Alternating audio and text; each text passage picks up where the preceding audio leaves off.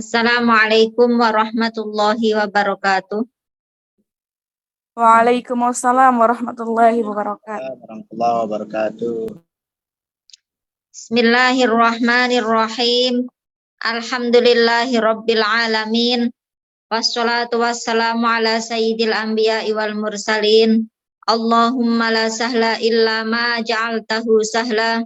Wa anta ya hayyu ya qayyum taj'alul hazna in syi'ta sahla. Allahu yukrimuna bisadadi wat taufiqi wal ikhlas. Rabbi shrah li sadri wa yassir li amri wahlul 'uqdatam min lisani yafqahu qawli ya fattahu ya alim. Alhamdulillah, hingga saat ini Allah masih memberikan kita taufik, hidayah dan taufiknya sehingga kita dapat mengikuti kajian pada sore ini.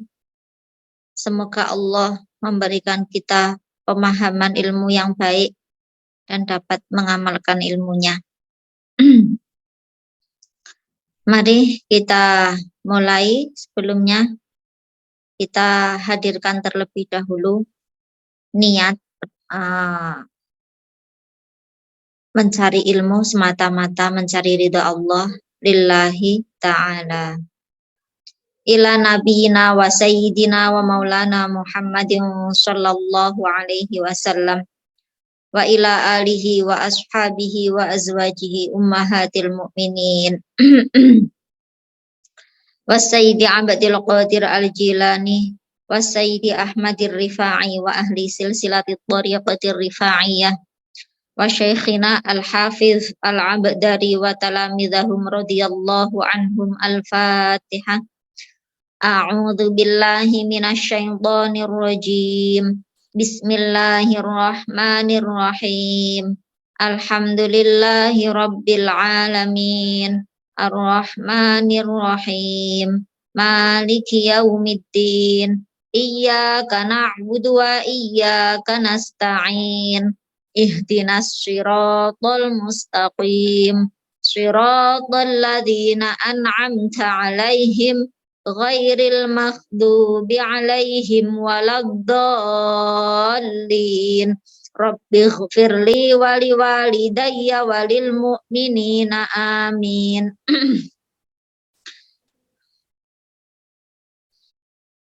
Iya, adab Islam, pelajaran kedua. Saya bacakan dulu. Mu'allif berkata, Bismillahirrahmanirrahim. Adabun islamiyatun. Adab Islami.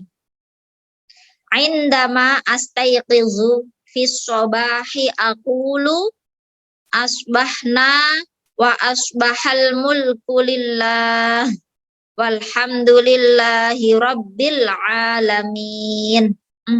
Doa ini kita ajarkan kepada anak-anak.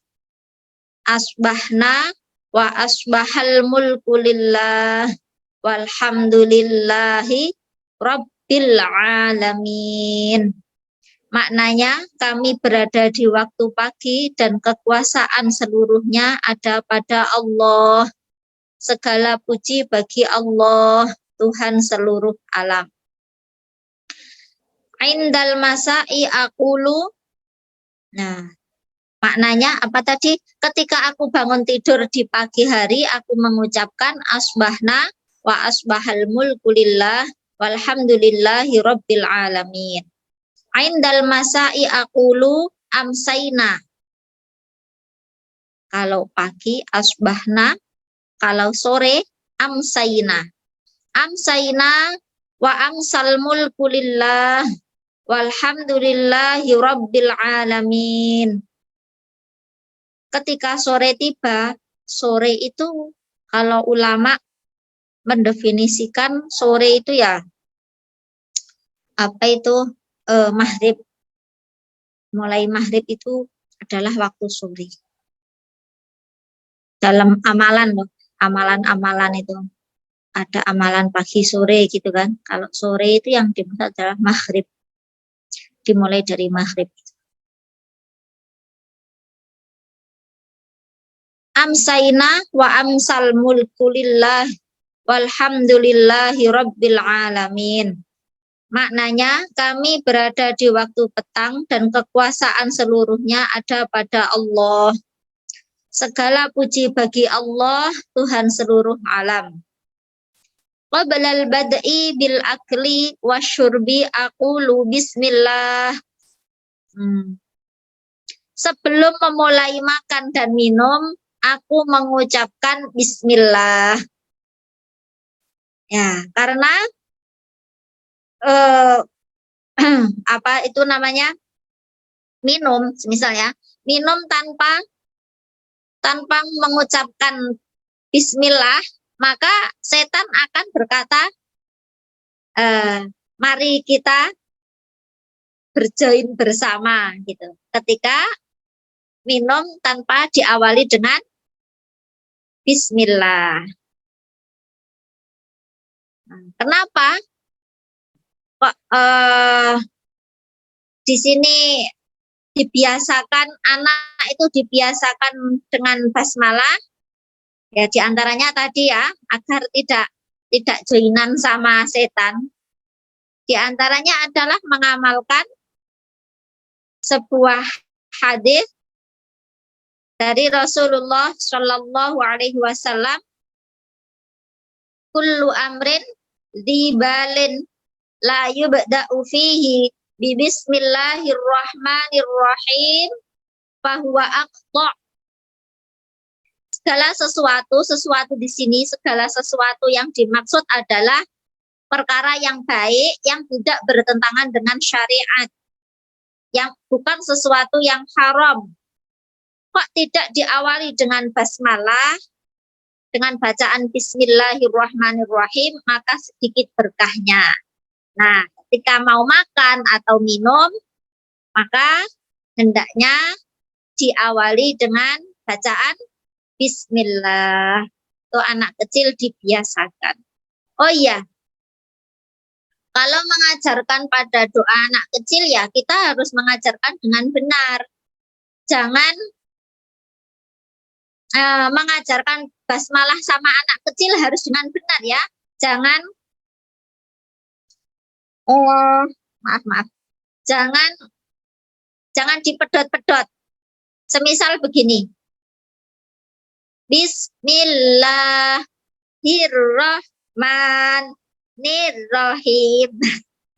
Nah, itu enggak boleh.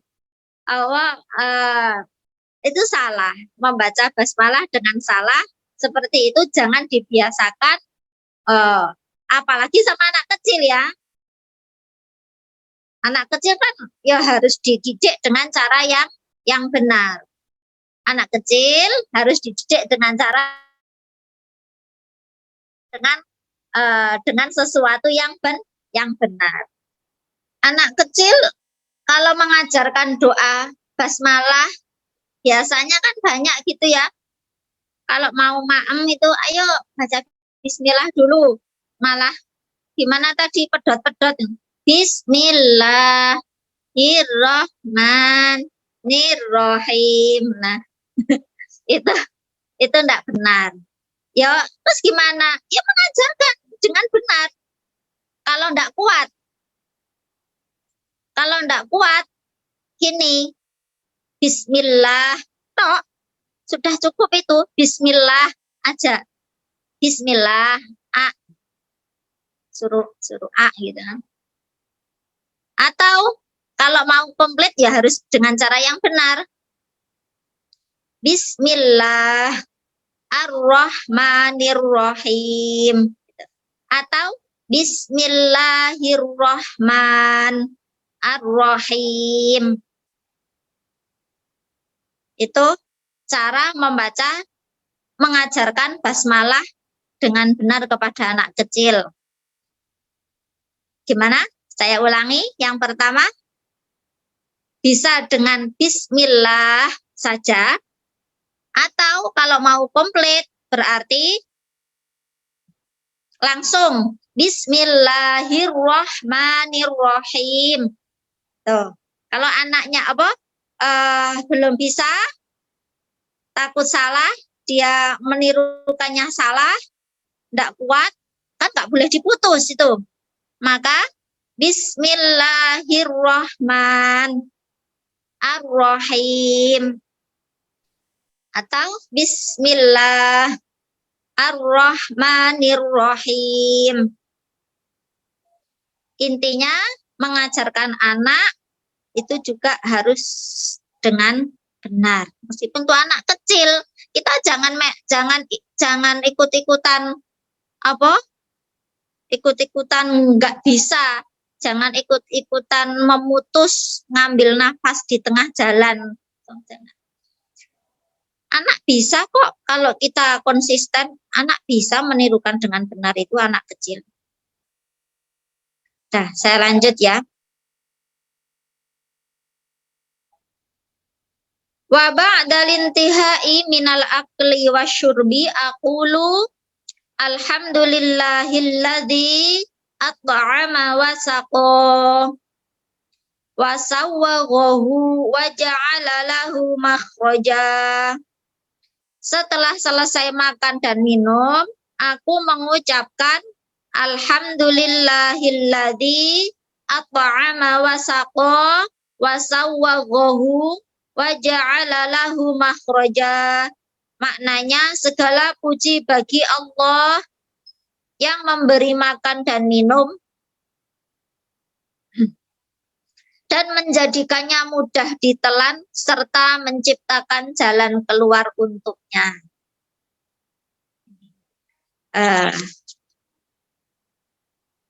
Mengajarkan pada anak berdoa sebelum dan selesai makan. Lanjut pada pelajaran ketiga, ad-darsus tsalits. Ta'atul walidaini, saya baca dulu. Taat kepada kedua orang tua. Qala Allahu ta'ala wa bil walidaini ihsana. Wa qala ta'ala fala taqul lahuma uffin wa la tanharhuma wa qul lahuma qawlan karima. Al-muslimus sholihu yu'amilu walidaihil mu'minaini bi adabin wahtiramin.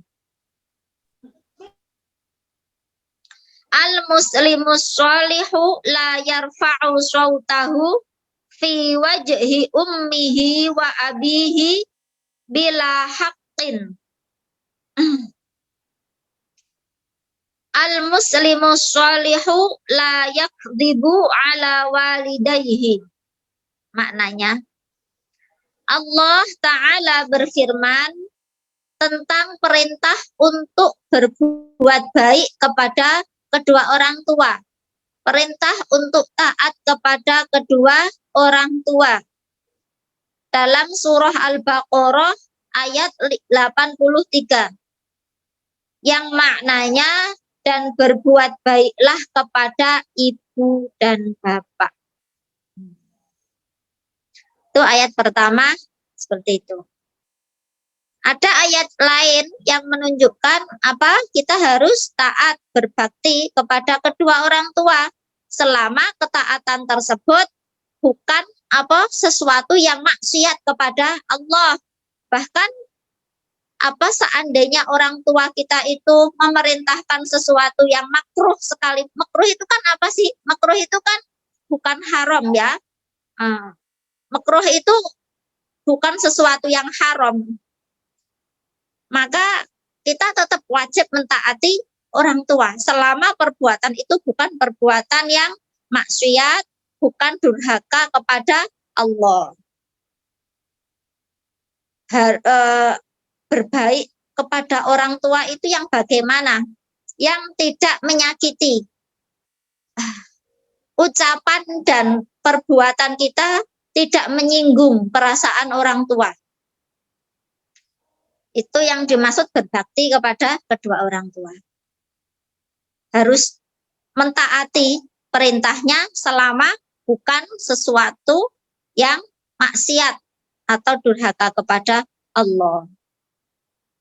Dalam surah Al-Isra yang maknanya, maka sekali-kali janganlah kamu mengatakan kepada keduanya perkataan bapak ki, ibu idan. Nah, seperti itu.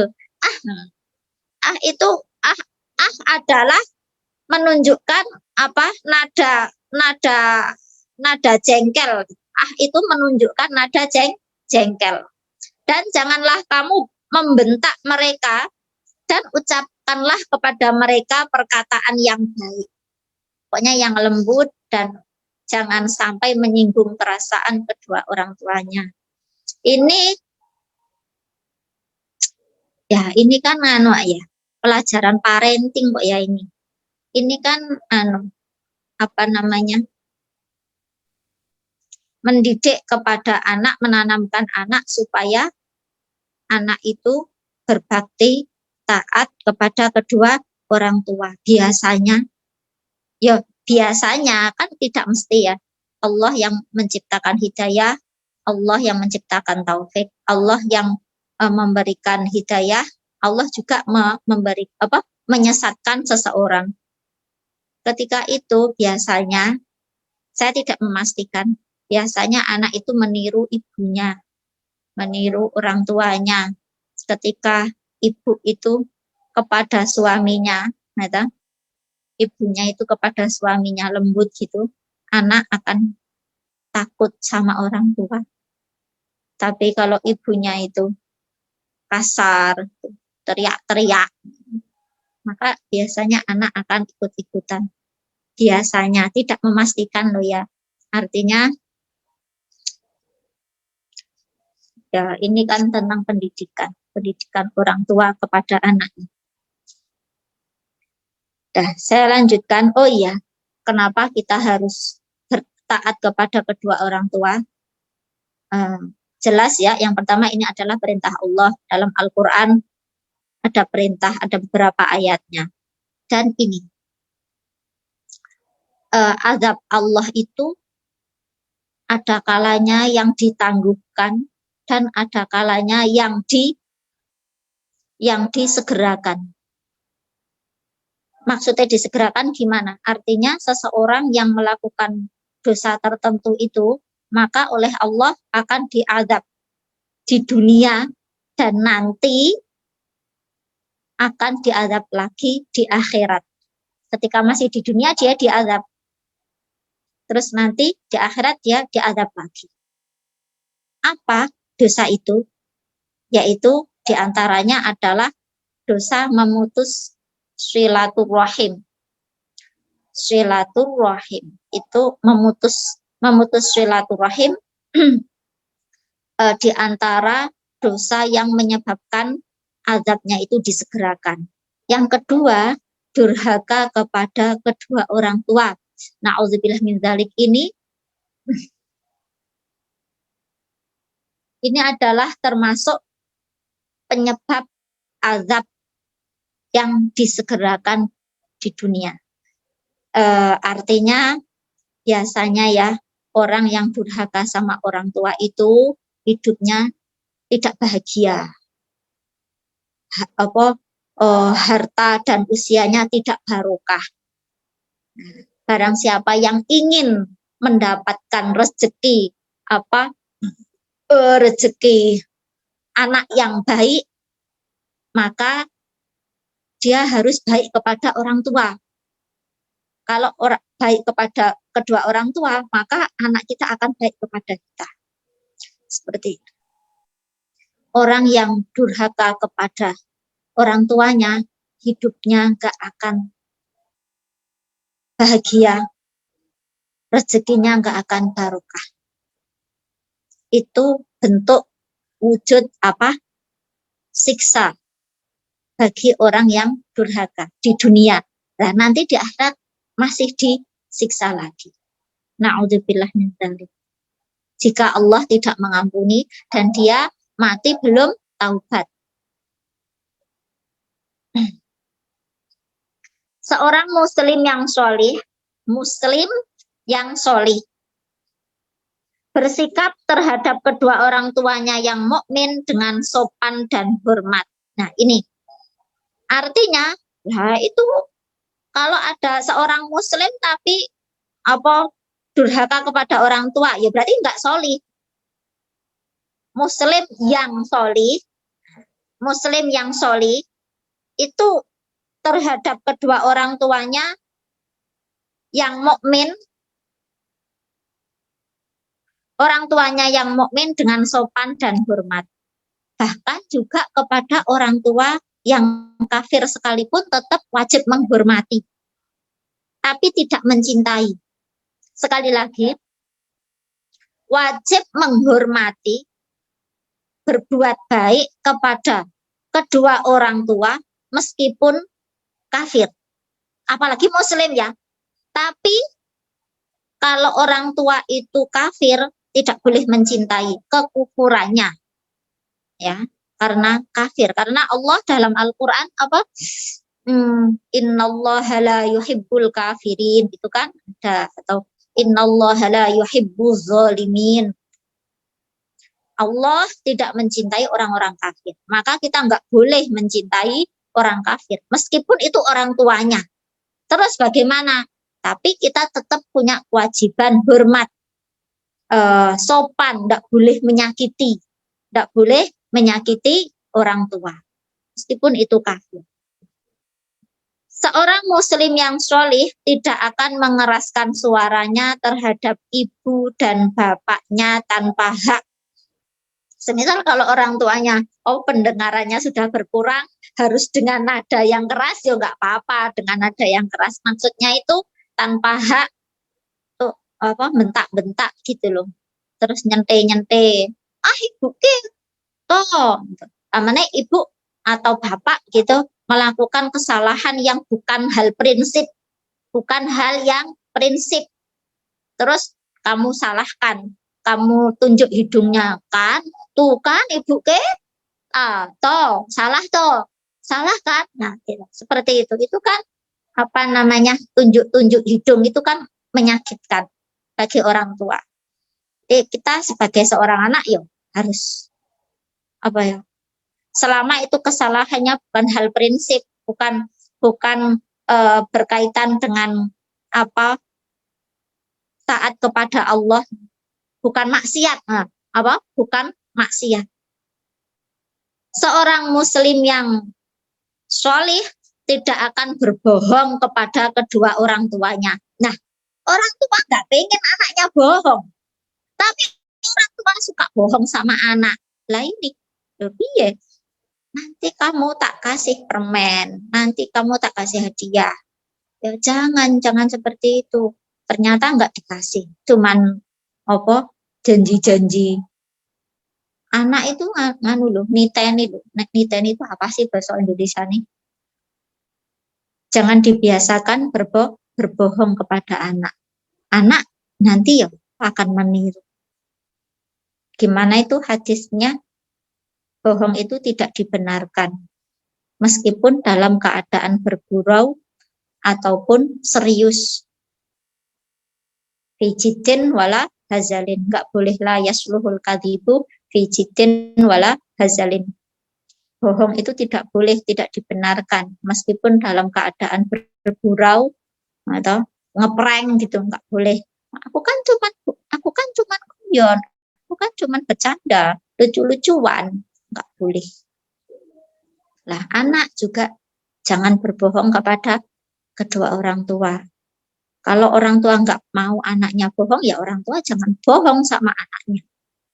Kemudian ajarkanlah anak untuk berdoa Rabbighfirli wali walidayya Rabbirhamhuma kama rabbayani shaghira. Rabbighfirli wali walidayya warhamhuma kama rabbayani shaghira. Ini doa kita ajarkan kepada anak-anak kita supaya anak-anak kita terbiasa mendoakan orang tuanya, ya. Kalau ada pertanyaan boleh sekarang, boleh nanti secara japri. Sekarang lebih baik. Nggak ada? Ada nah Ustadz. Oh iya, Ustazah. monggo. Ya Ustazah. Syukron kasiron ala ihtimamikum ya Ustazah. Amin. Perkenalkan nama Ana Rusmita Fabanyo. Asal dari Morotai, Maluku Utara. Sini Ana ingin bertanya tentang adab-adab Islam yang tadi Ustazah telah jelaskan, yang Bismillah itu Ustazah.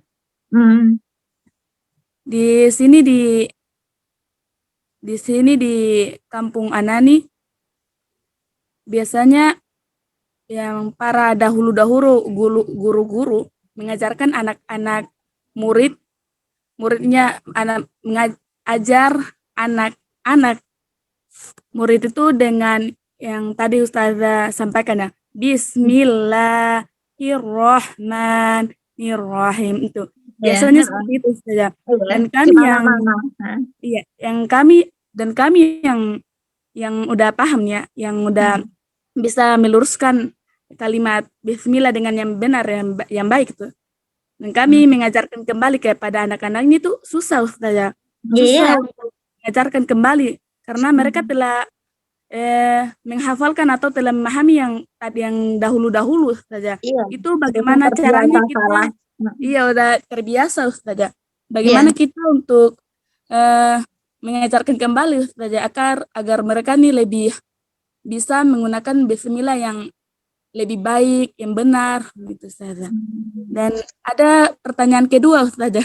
Boleh? La haula wala quwata illa billah. Sebentar ya, satu dulu. Oh iya. Nah, Ya. Ustazah. Kita sebagai guru, sebagai orang tua juga hanya bisa berusaha disertai dengan tawakul, pasrah kepada Allah. Ya, Hanya bisa Ustazah. seperti itu. Artinya ya kita sudah berusaha memberikan pelajaran yang baik, sudah mengingatkan, sudah membiasakan yang baik, untuk nanti si anak itu dapat mengerjakan dengan benar atau tidak, ya itu hidayah dan taufik dari Allah. Seperti itu. Jadi bukan kita tidak bisa memaksakan, hidayah dan taufik itu dari Allah.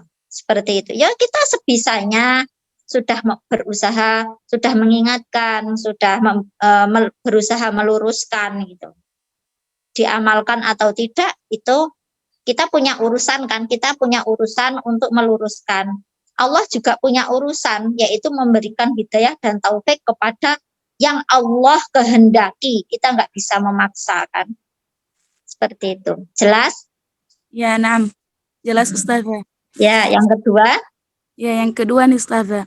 Yang taat kepada orang tua Ustazah. Ini sebagai seorang anak kan sudah pastinya taat kepada kedua orang tua ya Ustazah. Sudah kewajiban kita sebagai anak. Tetapi bagaimana di suatu saat nih seorang orang tua yang tidak bisa memahami kondisi anaknya, ya tidak bisa memahami kondisi anaknya. Itu kan jika anak sedang kuliah atau sedang belajar nih, kan butuh perhatian, butuh dukungan, dan butuh semangat dari orang tua saja agar pendidikan mereka ini lebih terarah begitu ya, lebih baik ya Ustazah. Ada jika seorang anak ini tidak mendapat dukungan atau semangat dari orang tua, pastinya terganggu di anaknya, psikis anak ini terganggu. Jika anak ini kabur dari rumah Ustazah, apa hukumnya Ustazah? Ini kan salah satu menyakiti kedua orang tua. Kita sebagai anak yang memang kabur dari rumah, beberapa hari tidak berada di rumah, itu bagaimana Ustazah? Sulit. Ya, Bagaimana apanya yang ditanyakan ya? Itu kan gini ya. Ada hak-hak yang harus sama-sama diketahui orang tua itu kan sebenarnya kewajibannya menafkahi itu sampai usia balik kan. Iya, Jika Ustaz. sudah melewati balik kan orang tua tidak wajib menafkahi. Tapi kita juga tetap harus berusaha mencari ridho orang tua. Seperti itu. Lah, apakah yang kamu kejar itu sesuatu yang doruri apa yang bukan? Sehingga ridho orang tua itu engkau abaikan. Itu juga harus menjadi terkadang kan begini. Kenapa saya ngomong begini? Karena ada orang yang belum belajar ilmu doruri, dia pengen belajar ilmu doruri, tapi sama orang tua nggak boleh. Seperti itu. Jadi lihat dulu, apa yang seorang anak itu perjuangkan itu apa? Sesuatu yang doruri apa bukan? Kan, misal gini, seorang istri itu kan nggak boleh keluar rumah kecuali dengan izin suami. Atau boleh keluar rumah jika mempelajari ilmu doruri, ilmu agama yang sifatnya doruri. Jika suami bisa mengajarkan, maka nggak boleh keluar rumah. Kalau suami nggak bisa mengajarkan, nggak bisa mendatangkan seorang ustadz gitu, atau seorang ulama, maka tidak boleh melarang. Kalau istri nekat keluar kan tidak dosa, karena itu doruri, ilmu doruri.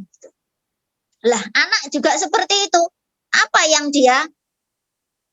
yang dia perjuangkan itu apa?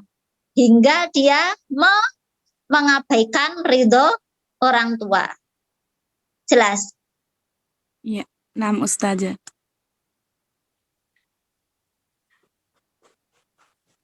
Sepertinya ada pesan masuk. Sebentar. Bagaimana cara menasehati orang tua yang terlibat utang riba di bank? Cara menasehati. Yo diingatkan baik-baik. Jangan di hadapan saudaramu atau saudaranya orang tua. Jangan ada orang lain lah. Menasehati itu kan ada caranya. Apalagi sibuk, kan jenengan hanya menafkahi saya atau gimana? Saya sudah tidak banyak meminta apa-apa, enggak usah lah pinjam-pinjam di bank, jauhi riba. Ya, bagaimana kita menasehati supaya orang tua itu tidak malu dan tidak tersinggung. Semisal yaitu tadi nggak ada orang, hanya empat mata gitu, dibuatkan minuman kesukaannya,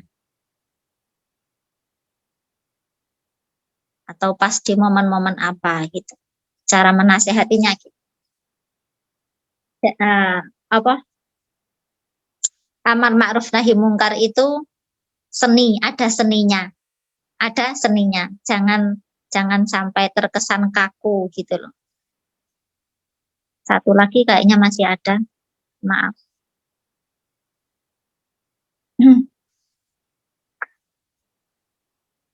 Bagaimana cara menghadapi orang tua yang keras dan kadang berburuk sangka kepada anaknya sendiri? Sabar, karena ya orang tua kan kadang ya banyak hal ya, karena ketidaktahuannya, karena tidak berilmu, karena orang tua itu tidak berilmu, karena orang tua itu lagi misal stres mencari nafkah, sehingga istilahnya ya stres itu tadi, terus sikapnya menjadi kasar. Sebagai anak sabar, tetap tidak boleh mengeraskan suara.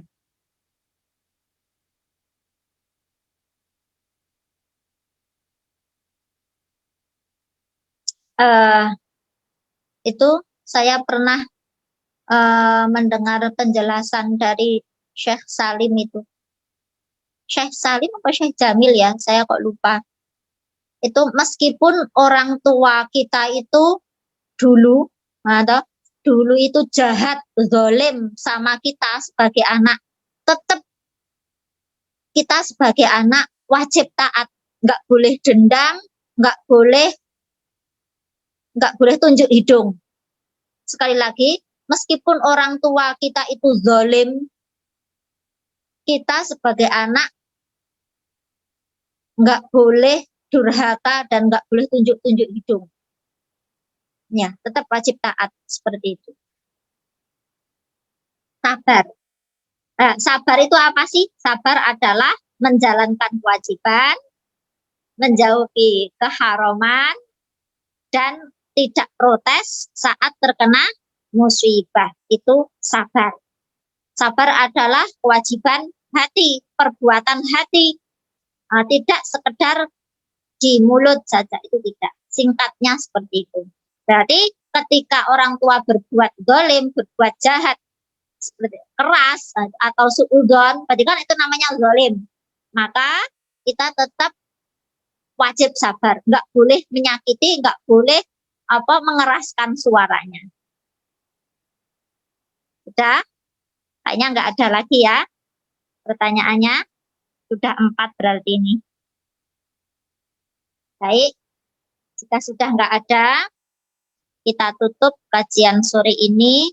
Semoga bermanfaat untuk kita semua dan kita bisa mengamalkan ilmunya, kita bisa menjadi orang tua yang teladan, bisa menjadi anak yang berbakti kepada orang tuanya dan mendapatkan barokah dari birrul walidain. Hidup kita, usia kita, harta kita menjadi barokah. Amin. Allahumma amin. Orang tua kita yang buruk, semoga Allah merubahnya menjadi baik, karena hidayah dan taufik itu mutlak hak Allah. Kita tutup dengan bacaan tahlil, sholawat dan istighfar. La ilaha illallah, la ilaha illallah, la ilaha illallah. Allahumma sholli ala sayyidina Muhammad wa ala alihi wa sahbihi wa sallim.